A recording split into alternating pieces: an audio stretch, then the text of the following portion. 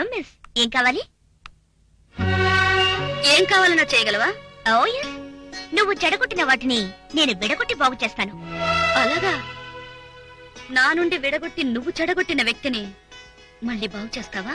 వ్యక్త ఎవరది? విక్రమ్. విక్కీ దాదా? దాదాని చేసింది నువ్వు. విక్రమ్ ని నాకు దక్కకుండా చేసిన దానివి కూడా నువ్వే. విక్రమ్ నన్ను ప్రేమించాడా?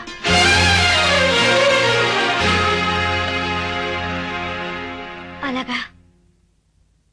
అందుకు సాక్ష్యం ఈ రింగ్. భారతంలో శకుంతల కాలం నుండి ఆడదాని నమ్మకానికి ఆనవాలైన ఉంగరం ఇది. దీనికి అర్థం శూన్యమని విక్రమ్ చెప్పాడు. అతని మాటలకు అంతరార్థం నువ్వని ఆలస్యంగా తెలిసింది. అందుకే చేరవలసిన చోటికి ఉంగరం చేర్చడం కోసం వచ్చాను.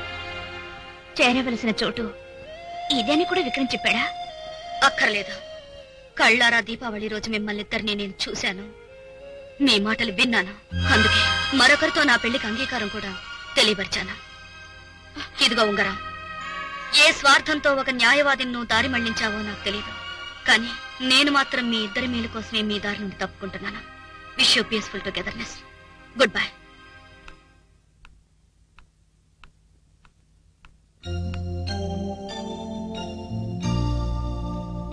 ఆలస్యంగానైనా తెలివైన నిర్ణయం తీసుకున్నాం.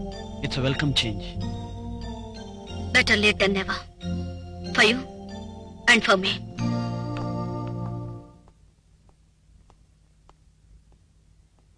రేవతి, ఆ ఉంగరం ఎలా ఇవ్వు? ఇది ఆ అమ్మాయి. అవును రేవతి, ప్రాణానికి ప్రాణంగా ప్రేమించిన శ్రావణికి బహుమతిగా నేనిచ్చిన ఉంగరం. ఇప్పుడున్న పరిస్థితిలో ఏ క్షణానైనా ఉరికమ్మానికి పోవాల్సిన నన్ను ఆమె ప్రేమించకూడదు, అసహించుకోవాలి. అందుకోసమే నేను నిన్ను ప్రేమించినట్టు నటించాను. నన్ను క్షమించు రేవతి. చిన్న నాటకంతో మన పరిచయం మొదలైంది. పెద్ద నాటకంతో నువ్వు అది ముగించావు.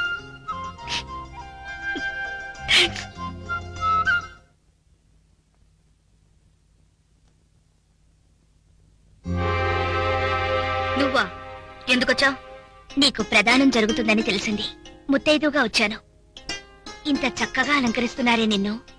ఇందులో ఒక చిన్న లోపాన్ని నేను సవరించొచ్చా? ఏమిటా లోపం? విక్రమ్ నీకిచ్చిన ఈ ఉంగరం వేలికి లేకపోవడం లోపం కాదు. ఇది పెట్టుకో.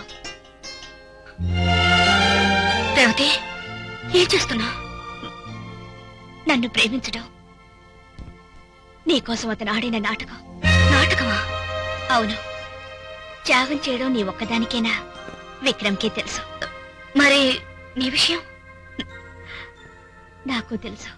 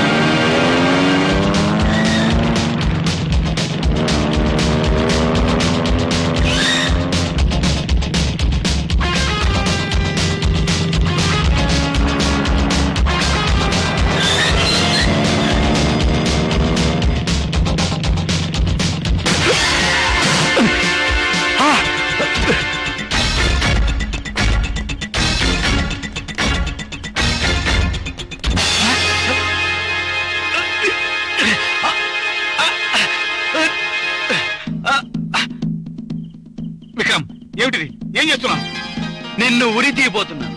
బెనిఫిట్ ఆఫ్ డౌట్ అంటే ధర్మ సందేహంతో నన్ను వదిలే విక్రమ్. నిన్ను వదలడం ధర్మం కాదు. నీ నేరాల పట్ల నాకు సందేహమే లేదు. నేను శిక్షను అంగీకరిస్తున్నాను. కానీ న్యాయవాది కదా, ఉరిదీసే ముందు చివరి కోరిక తెచ్చుతో న్యాయం కదా? ఏమిటి నీ చివరి కోరిక? బలవంతంగా నన్ను వెంబడిని చంపుతున్నావు. నాతో ధర్మయుద్ధం చేసి చంపు. యుద్ధమా? నీతోటి? చిచ్చి, సిగ్గుచేటు. చచ్చే ముందు ధర్మం అడుగుతున్నావు కాబట్టి నీ చావు నీ కర్మ మీదే ఆధారపడే ఒక్క అవకాశం ఇస్తున్నాను.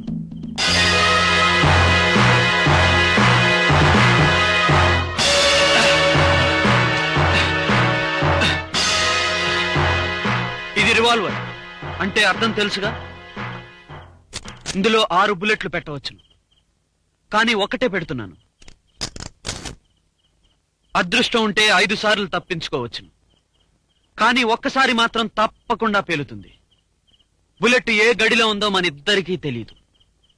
అది పేలేదాకా ఒకరి తర్వాత ఒకరు పేల్చుకుందాం. ధర్మం ఎవరి వైపు ఉంటే వాళ్ళు మిగులుతారు, అధర్మం ఎవరి వైపు ఉంటే వాళ్ళు పేలిపోతారు. ఓకే? ఓకే, కానీ ముందు నువ్వు కాల్చుకో.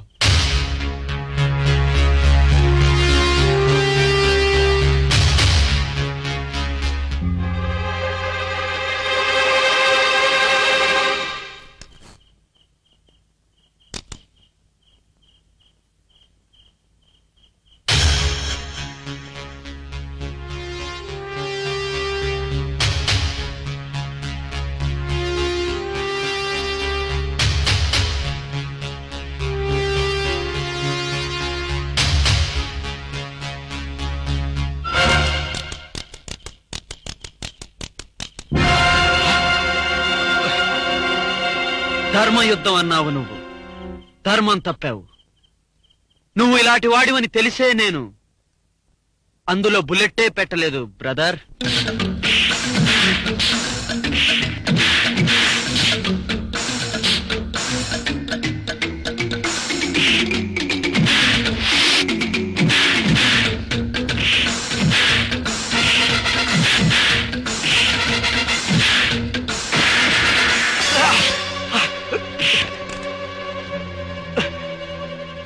విక్రమ్, వద్దు విక్రమ్, వద్దు విక్రమ్, వద్దు ప్లీజ్ విక్రమ్. నేరం ఒప్పుకుంటున్నాను, కానీ శిక్ష ఒక్క క్షణం వాయిదా వేయి. ధర్మయుద్ధంలో ధర్మం తప్పిన తప్పుకు ప్రాయశ్చిత్తంగా నీకు మేలు చచ్చిపోతాను. నీ చెల్లెలు ఎవరితోనూ లేచిపోలేదు. ప్రభాకర్ బందీగా ఉంచాడు. ఊరి బయట పాడుపడ్డ గెస్ట్ హౌస్ లో ఆమె ప్రాణాల కోసం పోరాడుతోంది. వెళ్ళి కాపాడుకో.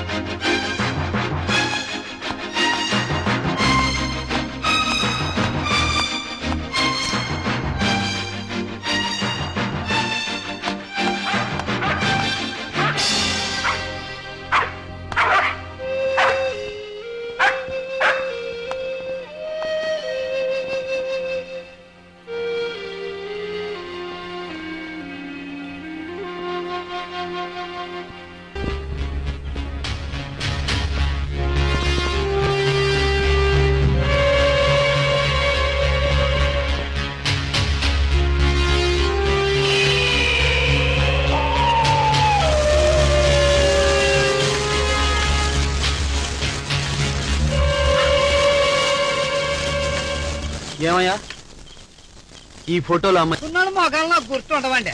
చచ్చిపోయిన వాళ్ళు అయితే ఇవ్వండి, చూసి చెబుతాను. చూడు. ఈ పిల్ల అయిపోయిందండి.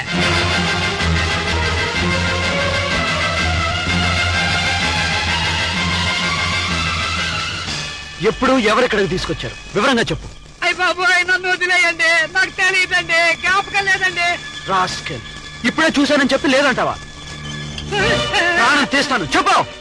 ఈ పిల్లలు తప్పేసి కారులో తీసుకొచ్చారండి. దానం చేయమన్నా చేతికి డబ్బులు ఇచ్చిపోయారండి. ఈ పిల్లల గురించి ఎవరైనా అడిగితే చెప్పొద్దని బెదిరించారండి. ఎవరైనా అడుగుతున్నారా? పిల్ల మీకేం వద్దు బాబు? నా చెల్లెలు. అప్పుడే అనుకున్నాను బాబు, పాపం బాగా బతికిన పిల్ల నాకుందని. నేనుండేది వాళ్ళ కట్టనైనా నాకుంటే వాళ్ళ కడ కాదు బాబు. ఈ పిల్ల బూడి తీసే శనంగాలో కలిసిపోతుంటే మనసొప్పక ఎప్పుడైనా ఎవరైనా ఎత్తుక్కుంటూ వస్తే ఇద్దాం కదా అని మూట కట్టి దాచి ఉంచాను. చేస్తానుండండి బాబా. ఇదిగో బాబు.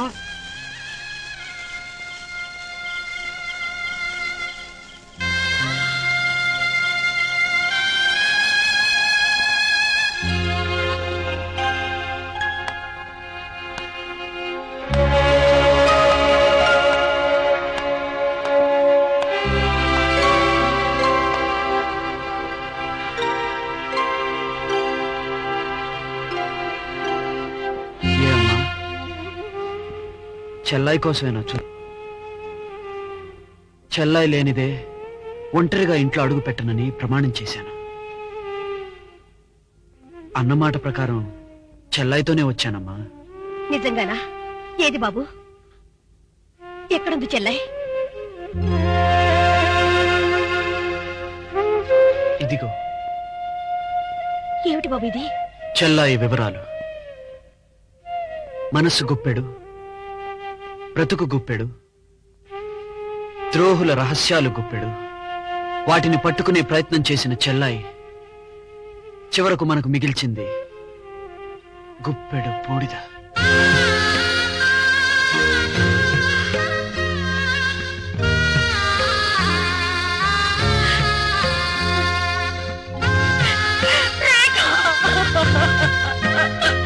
అమ్మా,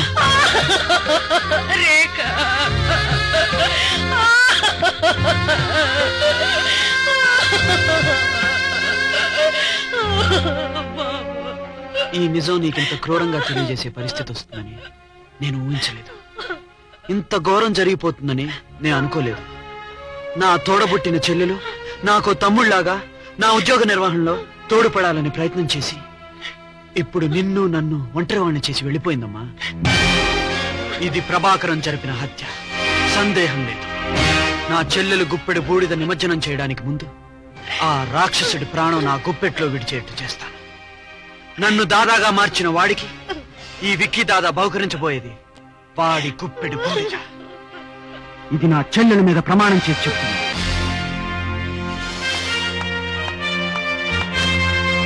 భాస్కరం, ఇంతకాలం కలంతో మరణ శిక్షలు వేశాను జడ్జిగా. ఇప్పుడు స్వయంగా కాల్చి శిక్షను అమలు చేయడానికి వచ్చాను. నా కుటుంబానికి నువ్వు తీరని అపకారం చేశావు.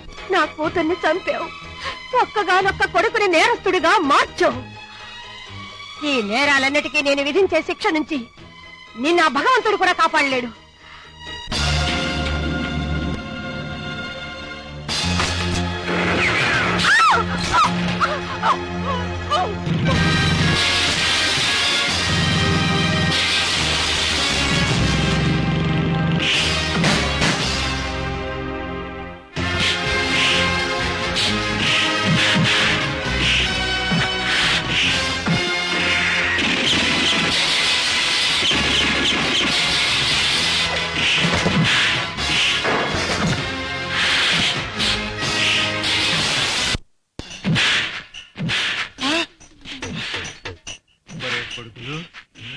రాజకీయం అంటే రౌడీతనం అనుకున్నాం.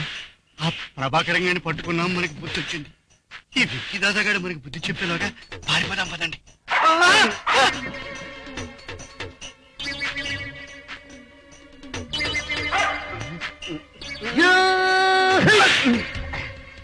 ఎందుకు నన్ను కొట్టావు? కుక్క అడిగింది. నన్ను అడిగింది తమ్ముళ్ళు కొట్టు అని. కుక్క అడిగినప్పుడు కొట్టాల్సిందే, లేకుంటే కరుస్తుంది.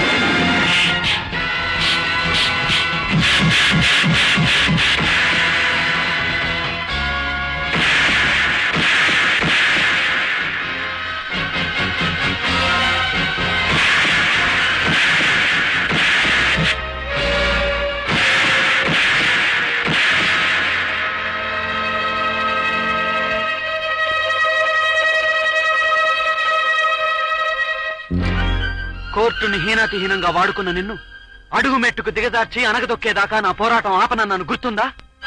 కిందికి జారిపడే ముందు న్యాయదేవత పాదాలపైన పడి క్షమాభిక్ష కోరుకో.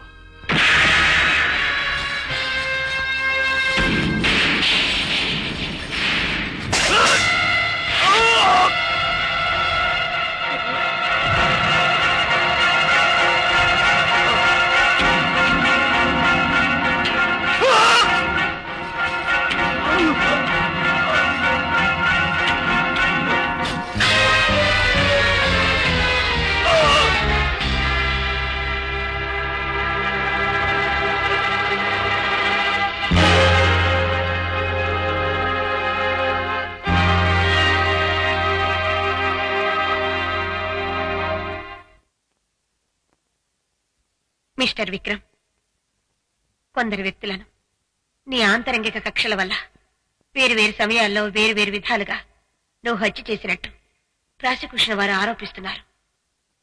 నువ్వు చెప్పుకునేదేమైనా ఉందా? క్షమించండి యువర్ ఆనర్. నేను చెప్పుకుంటే గాని నిరూపించలేని నేరాలు నా మీద ఆరోపించి చెప్పుకునేది ఉందా అని అడుగుతున్నారా? నేను దోషినో నిర్దోషినో మీరు చెప్పుకోండి చూద్దాం. సాధ్యం కాదు. ఇండియన్ పీనల్ కోడ్ లో నా నేరాలకి ఎక్కడా శిక్ష ఉండదు. చట్టం తెలిసి నేరం చేసిన వాడిని. చట్టం నన్నేమీ చేయలేదు యువర్ ఆనర్. కానీ అబద్ధం చెబితే మా అమ్మ తంతుంది. అమ్మా, నేను నేరస్తుని. బుద్ధిపూర్వకంగా నేను ఈ నేరాలన్నీ చేశానని మా అమ్మ మీద ప్రమాణం చేసి అంగీకరిస్తున్నాను. శిక్ష విధించండి యువర్ ఆనర్. న్యాయవాద వృత్తిలో ఉండి పరిస్థితుల ఒత్తిడి వల్ల నేరస్తుడిగా మారి స్వయంగా తన నేరాలను అంగీకరించిన ముద్దాయి విక్రమకి పూర్వాపరాలం సానుభూతితో సమీక్షించి 5 సంవత్సరాలు సాధారణ ఖైదు విధించడమైనది. ఖైదీ సత్ప్రవర్తన క్రమశిక్షణపై ఆధారపడి ముందుగా విడుదల చేయవలసిందిగా జైలు అధికారులకు సూచించడమైనది.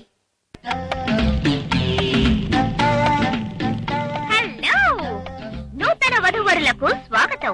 స్వాగతం సరే, ఈ ట్రాలీతో బండి కొంచెం గొడవ చేస్తుంది. చూడు రేవతి. చూసేదేముంది? ఇద్దరు సుఖంగా వెళ్లే బండికి సైడ్ ఫిట్టింగ్ తగిలిస్తేనే ఇబ్బంది. ఈ ట్రాలీని బిగించిన దాన్ని నేనే తప్పిస్తాను. జాలీగా వెళ్ళండి.